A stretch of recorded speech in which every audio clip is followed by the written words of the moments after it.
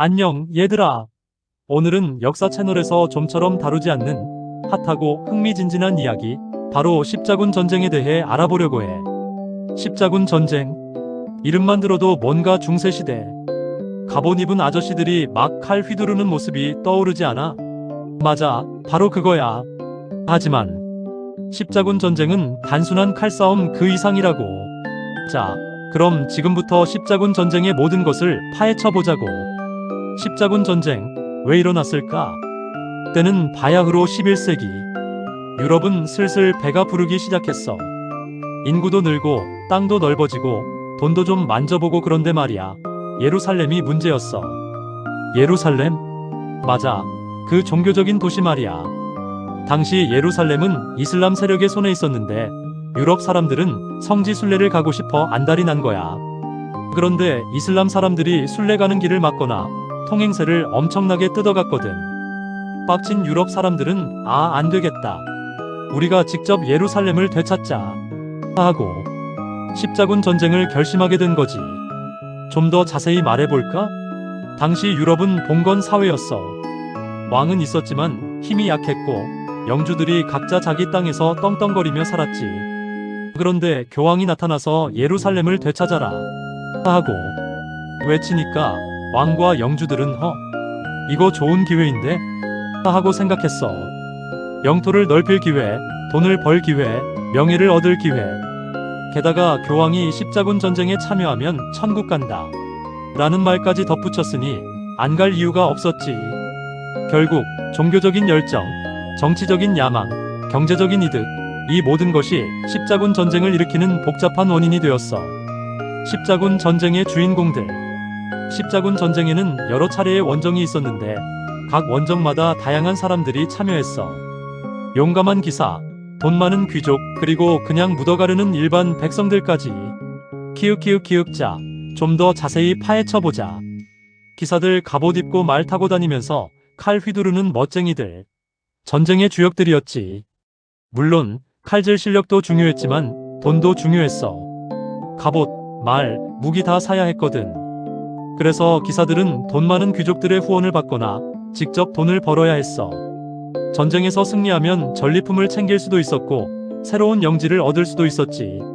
십자군 전쟁은 기사들에게는 모험과 기회의 땅이었어. 귀족들 돈도 많고 땅도 많은 형님, 누님들. 전쟁에 필요한 돈을 대고 지휘도 했어. 정치적인 야망도 있었겠지. 귀족들은 십자군 전쟁을 통해 자신의 세력을 확장하고 왕의 권위에 도전하기도 했어. 또한 십자군 전쟁은 귀족들에게 새로운 영지를 얻을 기회를 제공했고 이를 통해 자신의 부와 권력을 더욱 키울 수 있었지. 십자군 전쟁은 귀족들에게는 권력 게임의 무대였어. 일반 백성들 나도 예루살렘 가보고 싶다 하는 마음으로 따라 나선 사람들. 험난한 여정 속에서 많이 죽기도 했지만 종교적인 열정 하나로 버텼지. 일반 백성들은 십자군 전쟁에 참여하여 면죄부를 얻고 천국에 갈 수 있다는 희망을 품었어. 하지만 십자군 전쟁은 일반 백성들에게는 너무나 험난한 여정이었어. 굶주림, 질병, 그리고 전투의 위험 속에서 많은 사람들이 목숨을 잃었지. 십자군 전쟁은 일반 백성들에게는 고난과 희생의 시간이었어. 십자군 전쟁, 주요 사건들. 십자군 전쟁은 여러 차례 있었어. 그 중에서도 몇몇 사건들은 꼭 알아둬야 해. 각 사건들을 좀 더 자세히 들여다볼까? 1차 십자군 전쟁 1096-1099 예루살렘을 탈환하는데 성공했어. 십자군들은 피 터지게 싸운 끝에 예루살렘을 점령하고 예루살렘 왕국을 세웠지. 짝짝짝. 1차 십자군 전쟁은 십자군 역사상 가장 성공적인 원정이었어. 십자군은 예루살렘을 점령한 후 잔혹한 학살을 자행하기도 했지만 예루살렘 왕국을 세우는데 성공했지. 예루살렘 왕국은 십자군 국가 중 가장 강력했고 200년 가까이 존속했어.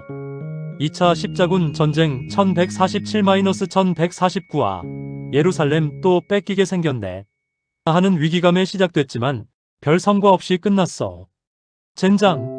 2차 십자군 전쟁은 실패로 끝났지만 십자군 전쟁의 중요성을 다시 한번 일깨워주는 계기가 되었어. 십자군은 이슬람 세력의 강력함을 실감했고 예루살렘을 지키기 위해서는 더 많은 노력이 필요하다는 것을 깨달았지.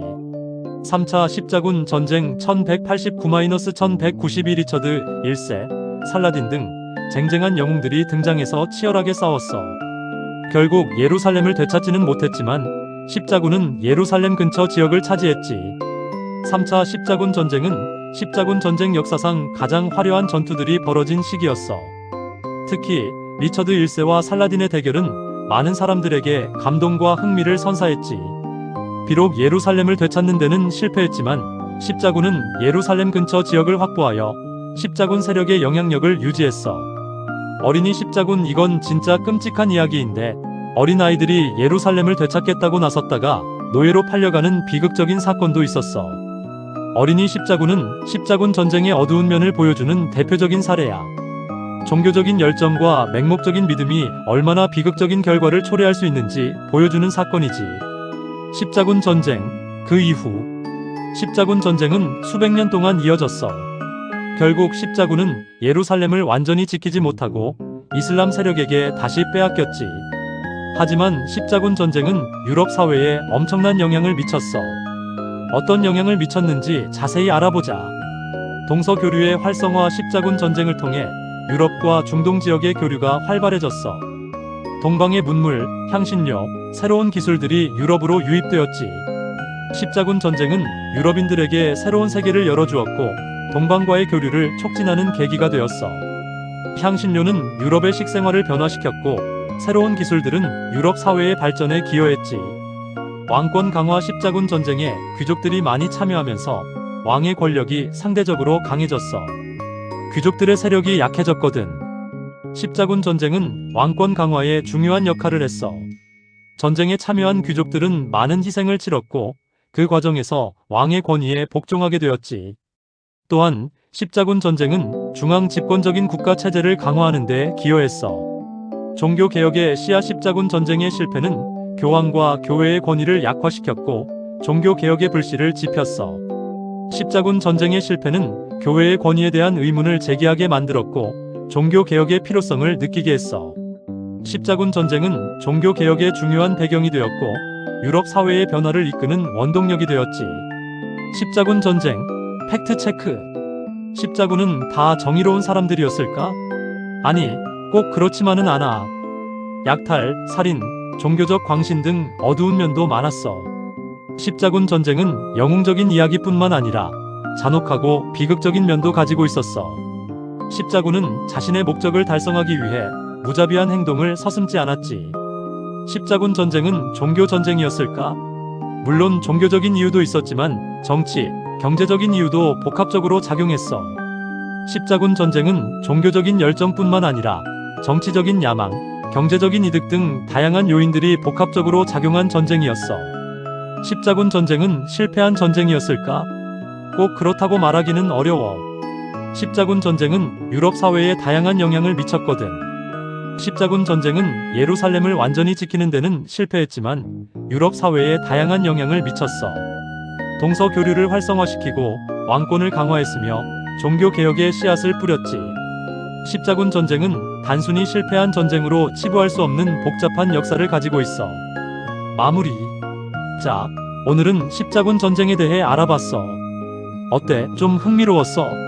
십자군 전쟁은 복잡하고 다양한 이야기가 얽혀있는 사건이야. 단순한 칼싸움 그 이상이지. 역사는 정말 재밌지 않아? 다음에도 더 재밌는 이야기로 돌아올게. 안녕.